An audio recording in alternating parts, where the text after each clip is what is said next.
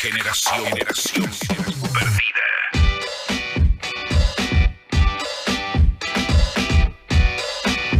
El placer de estar acompañados entonces por Bruno Rodríguez. Viajó a la ONU, dio su discurso y ahora está aquí en Buenos Aires y en Vorterix, en Generación Perdida, charlando con nosotros. Algo muy interesante que medio hablamos fuera de aire con Bruno es esta cuestión de que es más importante la causa que llevan los líderes que los líderes en sí mismos, de alguna manera, ¿no?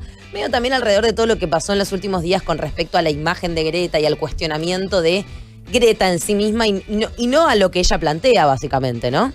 Sí, yo creo que su discurso, el contenido de su discurso tuvo una repercusión importantísima y a partir de ahí se generó una muy fuerte polarización entre personas que la critican desde un sector quizás bastante acomodado y también quienes la apoyamos constantemente en su causa, quienes apoyamos cómo el movimiento se encolumna en su figura, teniendo en cuenta las distintas realidades regionales, sabiendo que es un movimiento mundial esto. Claro, tampoco podemos ponernos todos a la misma altura cuando es un movimiento mundial y que también es algo que Greta tiene en cuenta. Creo que lo dijo en uno de sus discursos, esto de, bueno, depende del país en donde vos estés, hay que medir tus prioridades. Yo lo charlé con ella, tuve una reunión privada de 10 minutos y hablamos acerca de cómo las movilizaciones estudiantiles a nivel mundial tienen obviamente un condicionamiento por la región a la que perteneces. Yo como argentino, como latinoamericano, mi militancia se enmarca en las desigualdades sociales que se ven agravadas por el avance de la crisis climática y ecológica. Claro, completamente. Entonces, desde ahí parte mi militancia, desde ahí parte la lucha del movimiento Jóvenes por el Clima argentino. Ustedes en Jóvenes por el Clima seguramente tengan mucho más claro que por ahí Santi o yo el orden de prioridades con respecto a qué asuntos atender cuando uno habla de la lucha contra la crisis climática. ¿Cuáles son en Argentina?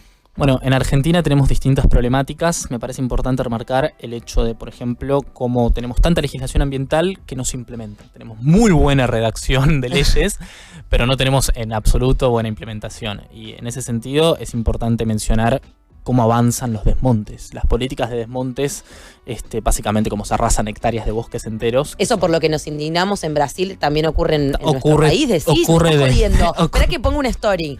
Desde el 90 hasta el 2017 se llevaron adelante, se destrozaron 7.7 millones de hectáreas, el 80% en el Chaco. Y los desmontes lo que producen primero es el desplazamiento y la represión permanente de los pueblos originarios que allí habitan. Entonces ya estamos mencionando cómo esto es una cuestión de derechos humanos. Completamente.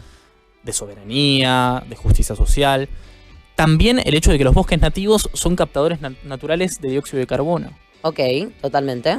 Y las inundaciones incrementan a partir de esta modificación de nuestros ecosistemas. Entonces, estamos hablando de efectos directos que se están teniendo en Argentina y que se tienen que difundir justamente como factores de riesgo para personas. El famoso no se inunda más solo sería posible entonces si hablamos de una política de cuidado de los recursos naturales de nuestro país para poder hacer realmente esta utopía de que no se inunde más. No se inunda más si se cumple la ley de bosques y se criminalizan a las empresas que desmontan.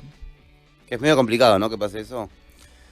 Yo creo que no va a ser tan complicado si es que redoblamos la apuesta en las protestas sociales que venimos gestando a nivel mundial y en Argentina particularmente. El 27 de septiembre tuvimos una importantísima movilización en donde se involucró la política. Por primera vez los sectores tradicionales de la política empezaron a adoptar este tema como un asunto prioritario de discusión. Sí.